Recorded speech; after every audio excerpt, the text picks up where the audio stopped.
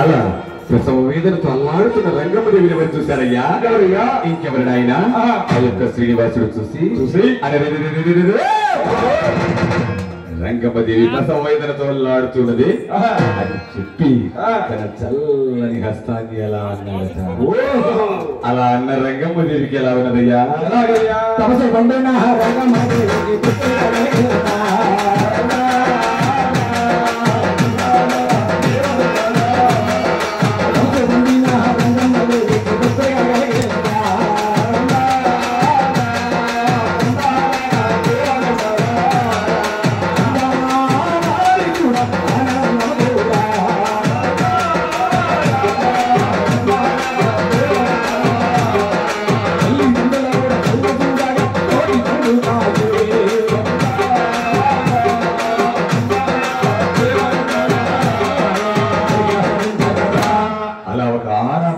జన్మనిచ్చిందట. ఈ విధంగా ఉన్నదయ్యా.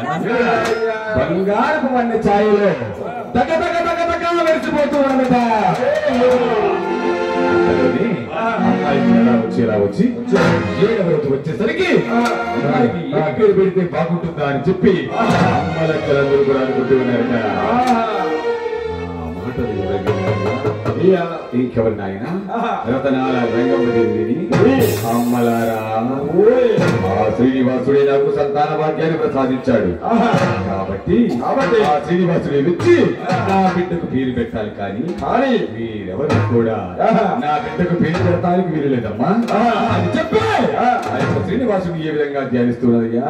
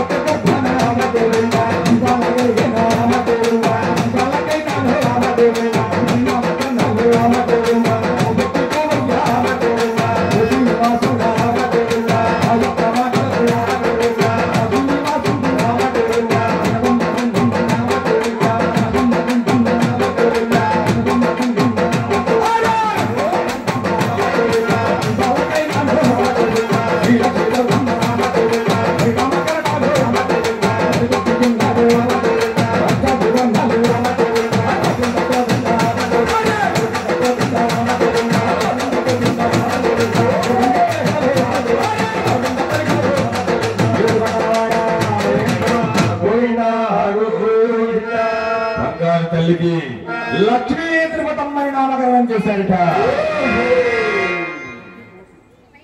అమ్మవారి భక్తుల గోపి గారు అమ్మవారి పుట్టిన సందర్భంగా 216 రూపాయలు సమర్పించారు.